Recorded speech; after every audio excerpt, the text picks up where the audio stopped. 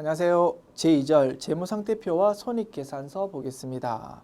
먼저 재무상태표 볼게요. 재무상태표는 동그라미 합시다. 키워드 재무상태 동그라미 일정 시점 동그라미 특정한 날짜 현재의 재무상태를 나타내는 것이고 따라서 카메라로 찰칵 찍는다. 이렇게 이해하시면 되겠습니다. 구성 요소는 세 가지가 있습니다. 재무 상태를 나타내기 위해서는 자산, 부채, 자본 이렇게 세 가지 구성 요소로 재무 상태를 나타낸대요. 자산은 그야말로 회사가 가지고 있는 재산을 말합니다. 물건도 있을 수 있겠고요. 또는 남한테 받을 돈이 있으면 그것도 회사의 자산이 될 것입니다.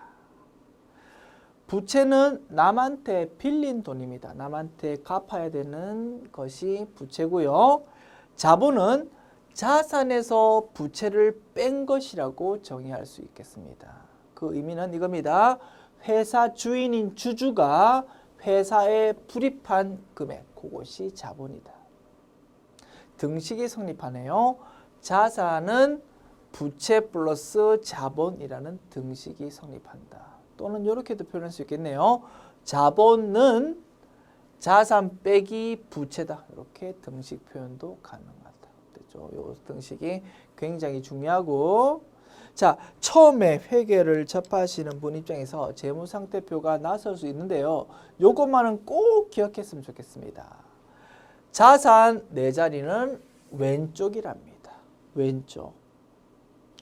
부채와 자본은 네 자리가 오른쪽이랍니다. 이거를 꼭 좀 기억을 해 주십시오. 와닿지 않습니다. 처음 회계를 접할 때는. 저도 대학교에 가서 처음 회계학을 배웠는데요. 지나고 와서 지금 생각해 보니까 그렇게 어렵지 않은데 그때는 너무나 생소해서 어렵게 느껴졌었습니다. 회계라는 게 생소하다 보니까 어렵진 않지만 머릿속에 조금 기억이 각인이 되기 위해서는 시간이 조금 걸리는 학문입니다.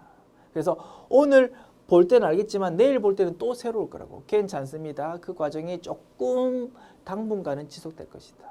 괜찮고 너무나 당연한 현상이니까 부담스러워하지 마시고 저를 따라서 쭉 따라와 주시면 됩니다. 됐죠? 자, 자산 네 자리 왼쪽. 그리고 조금 거시적으로 보면 이렇게 우리는 분석할 수 있답니다. 자산은 회사의 덩치를 말하는 것이고요. 부채와 자본은 이 회사 덩치를 만들기 위해서 자본을 조달한 그 수단을 나타낸답니다. 부채 빌린 것도 있고 주주가 출자한 것도 있고 그런 돈으로 요 자산을 샀다 이겁니다. 그래서 우리 교재에서도 뭐 사례를 하나 제시했습니다. 자산이 건물이라면 건물 5억 원짜리 사기 위해서 은행에서 2억 원 빌렸고 회사 주주가 3억 원 이렇게 조달해서 그 돈으로 건물 산 걸로 해석할 수 있다. 뭐 그런 사례를 하나 제시해 놓았습니다. 그리고 어려운 용어 하나 등장시켜 볼게요. 자, 부채와 자본이 자본 조달 수단이라고 했죠. 그래서 부채는 남의 돈입니다. 은행 돈이다 이겁니다. 그런 의미에서 타인 자본이라고 용어를 쓴답니다. 자본은요, 우리 주주가 출자한 돈이랍니다. 주주 입장에서 내 돈이다 이겁니다. 그래서 자기 자본이라는 용어를 쓴답니다. 자본의 동의어 자기 자본이라는 그런 용어가 등장합니다. 그리고 자본은 동의어가 순자산이랍니다. 자산에서 부채를 뺀 거라는 의미에서 순수한 자산, 그런 의미로 순자산이라고도 부른답니다. 그리고 회사를 문을 닫으면 어떻게 되냐면 회사에 있는 자산을 전부 현금으로 바꿔야 되겠죠. 그리고 은행에 갚을 돈 갚을 겁니다. 그럼 얼마 남겠습니까? 3억 원 남겠죠. 요 3억 원을 회사 주주한테 돈을 주고 이제 회사 문을 닫으면 된다 이겁니다. 이런 의미에서 자본 금액은 주주 입장에서 결국 회사 문 닫으면 남는 돈은 자본이다 이렇게 생각할 수 있겠죠. 그런 의미에서 잔여 지분이라는 그런 용어도 쓴답니다. 지극히 이론적인 용어들인데요. 시험에서 얼마든지 지문으로 등장할 수 있거든요. 그래서 좀 알아두셨으면 좋겠습니다. 됐죠? 이렇게 정리하고 손익계산서로 넘어가 볼게요. 손익계산서는 키워드 동그라미 합시다.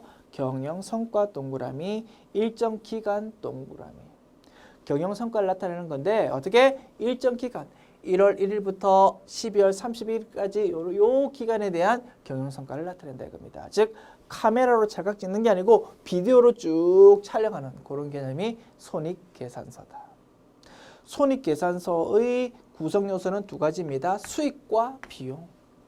수익은 회사가 벌어들인 돈이고요. 비용은 회사가 쓴 돈 되겠죠. 그래서 열심히 장사를 해보니까 올해는 1억 원 정도 이익이 생겼다. 이렇게 표시할 수 있을 거다 이겁니다.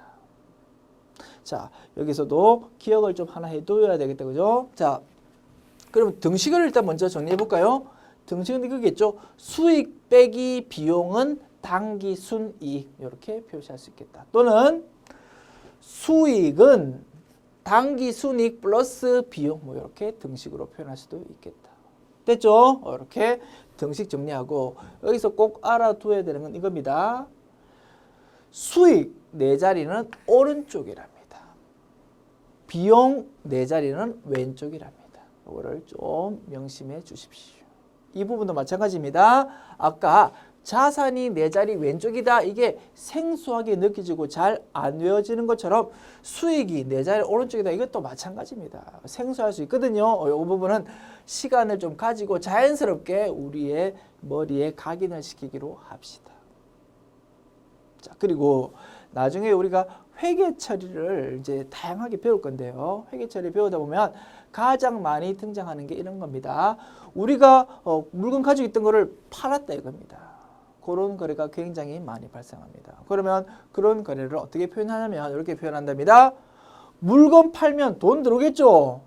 그래서 돈이 뭡니까? 현금이죠. 현금은 요 중에서 어디에 속할까요? 나중에 배우게 되거든요. 지금 개념이 잘 와닿지 않는다 걱정하지 마시고요. 들어보십시오. 현금은 요 5가지 구성 요소 중에서 자산에 해당합니다. 회사 재산이다 이겁니다. 자, 그래서 현금이 들어오면 이렇게 표현합니다. 나중에 배우게 될 거예요. 차변 현금 이렇게 기록할 거라고. 금액은 뭐 100만 원 이렇게 할까요? 이렇게 적힐 것이다.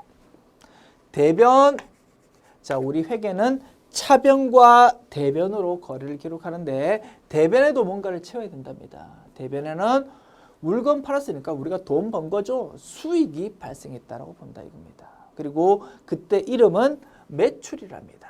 상품을 팔았으면 상품 매출 뭐 그렇게 적으면 되겠죠. 상품 매출이라는 수익 계정 과목을 여기 딱 적고요. 그리고 금액 100만 원 이렇게 적게 된다 이겁니다. 이런 게 굉장히 많이 생기는 거래다. 자, 이렇게 기억하면 되겠다. 그죠? 차변의 자산, 대변의 수익. 보통 수익이 발생하면은 돈이 들어올 거 아닙니까? 자산이 증가할 수밖에 없다. 그래서 자산과 수익은 서로 반대 위치에 있다. 이렇게 좀 기억하시면 위치 왼쪽 오른쪽 뭐 기억할 때 조금 도움이 될 것 같습니다. 그래서 요 사례 다소 무리감은 있지만 요 분계를 한번 소개해 드렸습니다. 됐죠? 자산 왼쪽, 수익 오른쪽. 이걸 딱 중심을 잡고 자리를 좀 기억하자. 됐습니다. 자, 그리고 이제 중요한 재무상태표와 손익계산서의 관계를 이제 공부하면 되겠다. 자, 결론은 이미 나와 있습니다. 재무상태표의 기초자본 플러스 올해의 당기순이익은 기말 자본이 된다라는 중요한 관계가 있는데 일단 별표 먼저 하나 하고요. 진행해 보도록 합시다. 별표 했습니까? 이제 사례를 가지고 이 부분을 확인을 한번 해볼게요. 자, 우리 교재 사례 나와 있습니다.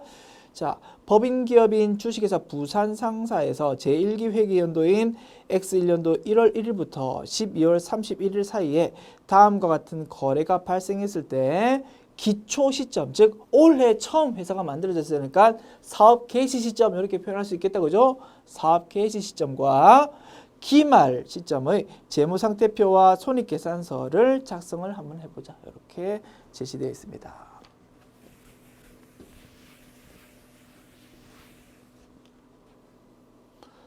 자,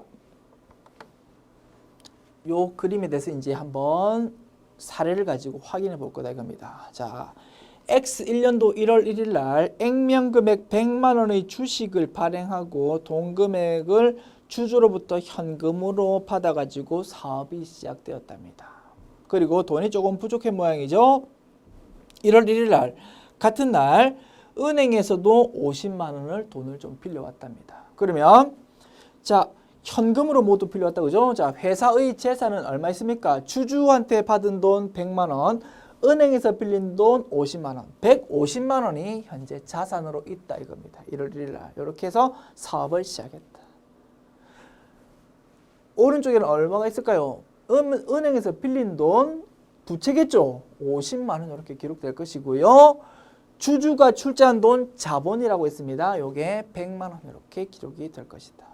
항상 왼쪽과 오른쪽 합계는 똑같아야 된다 그죠? 이렇게 해서 1월 1일 날 출발! 이렇게 했다 이겁니다. 영업을 시작했고 1월 8일 날 공급처로부터 상품을 60만 원 현금 주고 사왔답니다. 그 다음에 1월 20일 날 요 상품을 100만 원에 팔았답니다. 60만 원 주고 사와가지고 마진 좀 붙여서 40만 원 마진 붙여서 100만 원에 팔았다 이겁니다. 이렇게 먹고 사는 회사가 상기업이죠. 도소매업 회사들이다. 맞죠? 자, 그리고 1월 31일 날 직원한테 급여 10만 원을 현금으로 주었답니다. 맞죠? 영업하려면 직원 월급도 줘야 된다 이겁니다. 이런 거래가 있었다. 자, 그러면 12월 31일자의 재무상태표를 한번 만들어 볼까요? 현금은 얼마가 되어 있었을까요? 자, 현금이 당초에 150만 원 있었는데 상품 산다고 60만 원 현금 나갔을 겁니다. 그리고 그 상품을 팔아가지고 100만 원 현금 들어왔을 겁니다. 직원 월급 준다고 10만 원 나갔습니다. 60만 원 나갔다가 100만 원 들어왔다가 10만 원 나갔으니까 결국 얼마가 증가했겠습니까? 100만 원 빼기 60만 원 빼기 10만 원 해가지고 30만 원 증가했을 거 아닙니까? 그러면 자산 쪽에는 150만 원이었는데 180만 원으로 이렇게 금액이 기록돼서 회사 덩치가 1월 1일과 비교했을 때 덩치가 30만 원만큼 더 늘어났다 이겁니다. 그렇게 될 것이고요. 부채는 현재 기중의 거래에서는 전혀 변동이 없으니까 그대로 은행빚은 50만 원 그대로 남아있을 거다 이겁니다. 그러면 자연히 12월 31일에 자본은 얼마가 돼야 된다고요?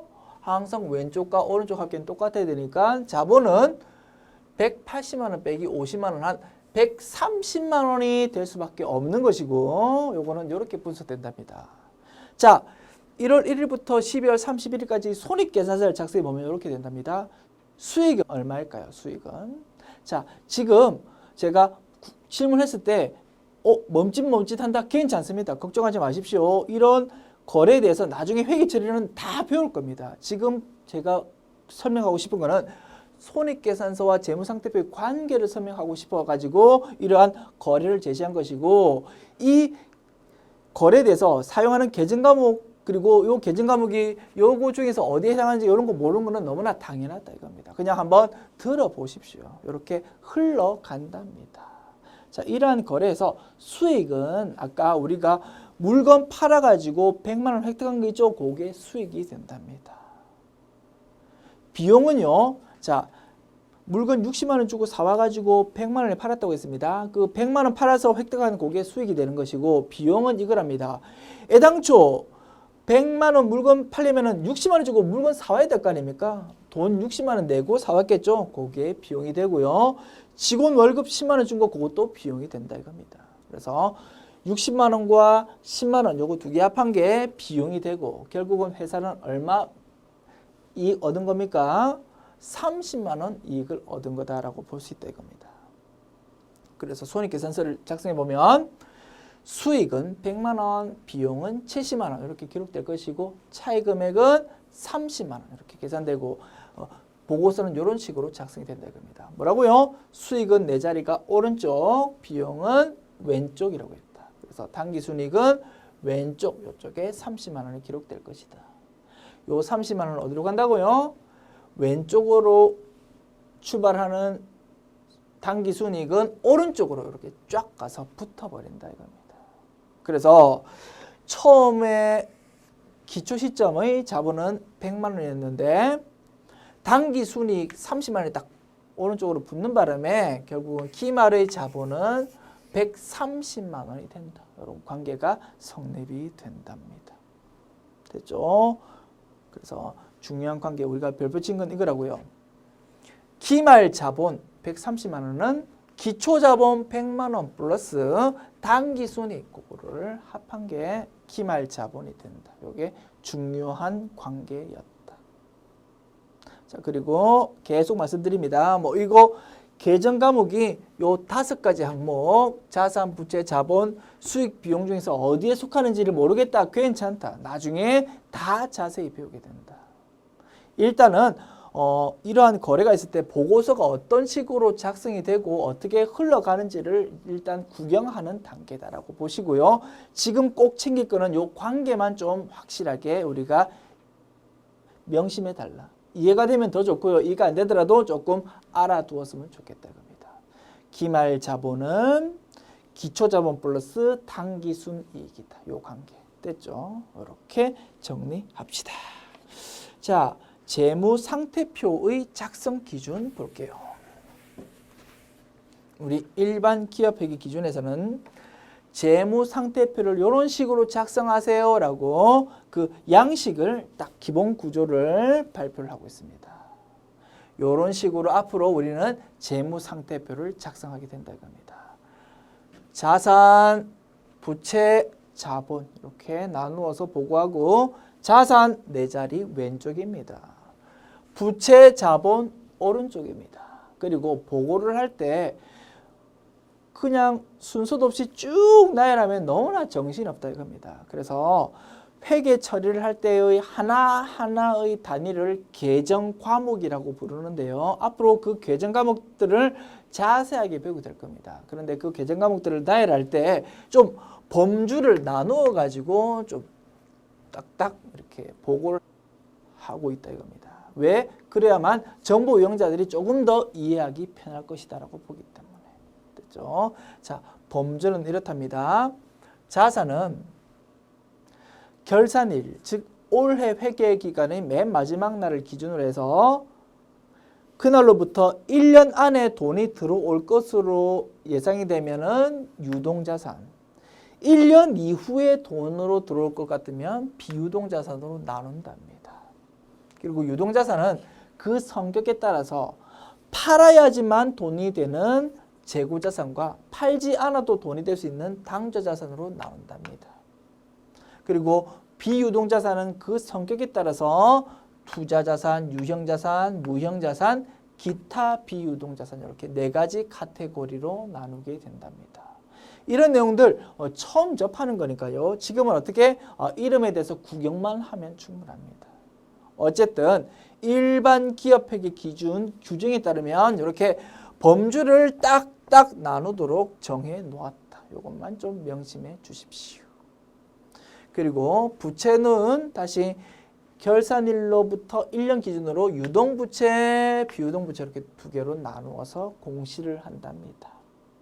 그 다음에 자본도요. 그 성격에 따라서 이렇게 5가지로 나누어서 보고서를 작성한답니다. 5가지 이름 읽어나 볼까요? 지금은 너무나 생소할 수밖에 없을 것이다. 나중에 자세하게 배운다. 자본금, 실제로 주주가 출자한 주식에 대해서 그 액면 금액이 주식 액면에 적혀 있는 그 금액을 말한 겁니다. 자본 잉여금, 자본 거래를 통해서 뭔가 잉여금이 생기면 적고요. 자본 조정 이런 것도 나중에 배우게 됩니다. 기타 포괄 손익 누계, 아이고 이름 길다 그죠? 이런 것도 나중에 배우게 되고요. 이익잉여금, 이익잉여금은 우리 조금 전에 보니까 어떻게 되었습니까? 단기 순이익이 생기면 그거는 결국은 자본 쪽으로 온다고 했죠? 그 자본 쪽으로 오는데 어디 오냐면 여기로 온답니다. 이익잉여금이라는 걸로 온답니다. 그래서 우리 조금 전에 보았던 사례에서는요. 기본적으로 주주가 출자한 금액은 100만 원이었고 그죠? 올해의 단기 순이익은 30만 원이어서 2개 합해진 130만 원이 기말 자본으로 되었죠. 구체적으로 나누면 자본금은 100만 원 그대로 딱 고정이 되어 있고 올해 이익이 생긴 부분이 이익잉여금 30만 원으로 오기 때문에 요거 두 개가 합해져 가지고 기말의 자본이 130만 원이 됩니다. 뭐 이렇게 표시를 하게 된답니다. 됐죠? 어쨌든 그 성격에 따라서 이렇게 5가지로 자본은 나누어서 보고서를 작성한다. 이렇게 알아두십시오. 자, 요게 기본적인 양식이고 작성 기준이라고 해가지고 몇 가지를 우리 일반 기업회계 기준에서 딱딱 이렇게 소개를 하고 있답니다. 이런 내용들이 종종 시험에 등장하거든요. 알아봅시다. 자, 작성 기준요. 먼저 구분 표시의 원칙이랍니다. 자산, 부채, 자본 중에서 중요한 항목은 별도 항목으로 구분해서 표시하랍니다. 자, 나중에 우리가 배우게 될 건데요. 계정 과목이 너무 많으면 정신없으니까 이것 성격 비슷한 것들은 합해가지고 나타내도록 하고 있습니다. 그러나 우리 회사 입장에서는 이러한 개별 항목이 굉장히 중요하다. 그렇다면 무조건 아무 생각 없이 이렇게 합해가지고 나타내지 말고 별도로 떼서 나타내 달랍니다. 그래야만 정보 이용자 입장에서 굉장히 유용할 수 있겠다라고 본다 이겁니다. 됐죠? 그런 원칙이 구분 표시의 원칙. 자, 총액주의 볼게요. 총액주의는 자산과 부채 자본 항목을 함부로 상계하지 말라는 원칙이랍니다. 이거는 A라는 거래처가 있는데 거기에 우리가 외상으로 물건 사온 것도 있고요. 외상으로 물건 판 것도 있답니다. 그래서 받을 돈도 있고 줄 돈도 있는 상황이다 이겁니다. 받을 돈은 자산입니다. 줄 돈은 부채입니다. 그런 경우 자, 받을 돈이 100만 원 있고 줄 돈이 20만 원 있다 해가지고 두 개를 상계해가지고 받을 돈 80만 원입니다. 이렇게 기록하지 말고 총액으로 받을 돈은 100만 원 그대로 줄 돈은 줄 돈대로 20만 원 이렇게 총액으로 나타내 달라는 게 총액주의. 함부로 우리 마음대로 상계해버리면 자칫하면 정보가 왜곡될 수 있다. 이렇게 보는 것입니다. 됐죠? 그 다음 기준입니다. 1년 기준이래요. 자산 부채의 경우 유동과 비유동으로 나누어서 표시를 하는데요. 그 나누는 기준은 얼마라고요? 1년 기준으로 나눈답니다. 그리고 출발 시점도 중요합니다. 언제부터? 결산일로부터 1년 이렇게 따진답니다. 결산일하고 동의어가 뭡니까? 기말이죠. 이번 회계연도의 가장 마지막 날 또는 보고기간 종료일 이런 것도 동의어가 되었습니다. 그래서 올해 12월 31일로부터 1년 안에 돈이 되어 들어온다 그러면 유동자산이고요. 1년 이후에 돈으로 들어올 거다라고 생각이 되면 비유동이다 이겁니다. 이렇게 1년 기준으로 따진다. 부채도 마찬가지입니다.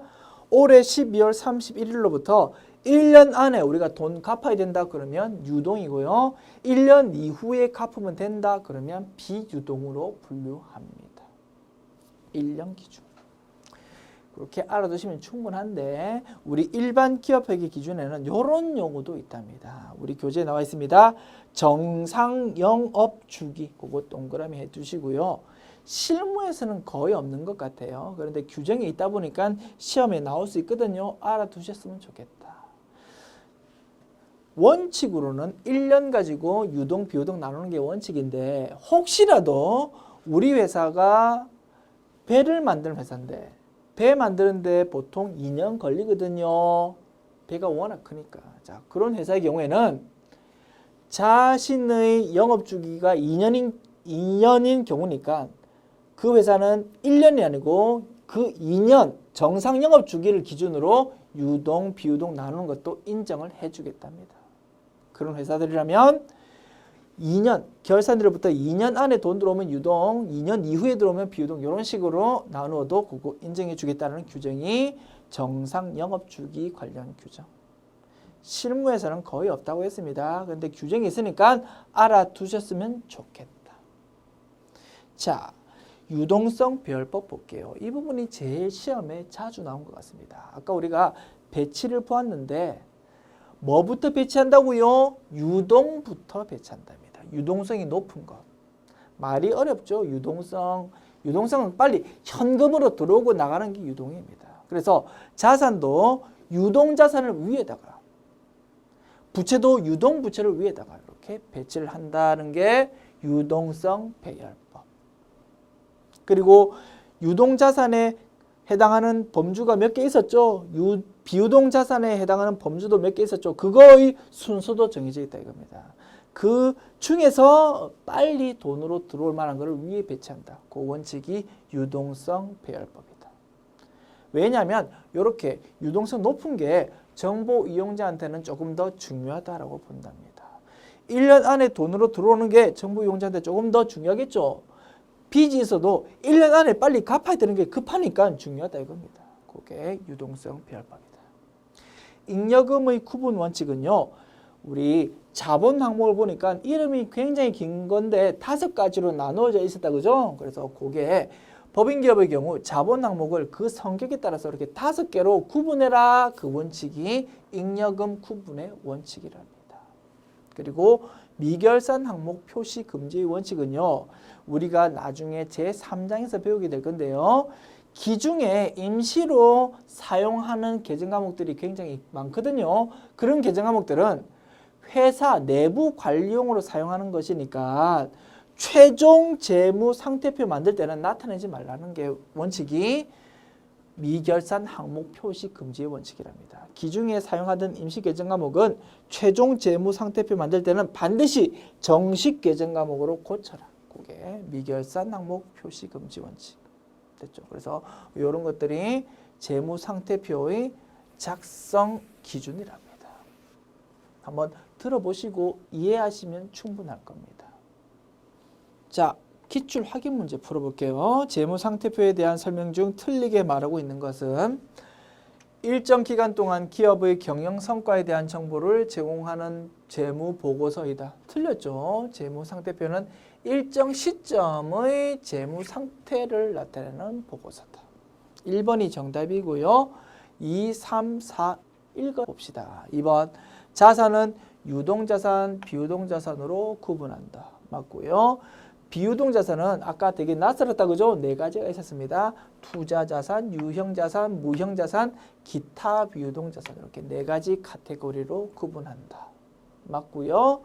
4번 자본은 되게 생소했다 그죠? 5가지 항목 자본금, 자본잉여금, 자본조정, 기타 포괄손익 누계, 이익잉여금 이렇게 5가지로 구분한다. 이것도 맞습니다. 그래서 이런 식으로 문제가 나오니까 각 범주에 대해서 우리가 정확하게 알고 있어야 될 것이고 지금 당장 달달 외우기는 어려울 거고 제3장을 통해서 자연스럽게 익혀가시면 될 것이다. 이렇게 정리할 수 있겠네요. 뒷부분은요. 다음 강의를 통해서 계속 진행합시다. 수고하셨습니다.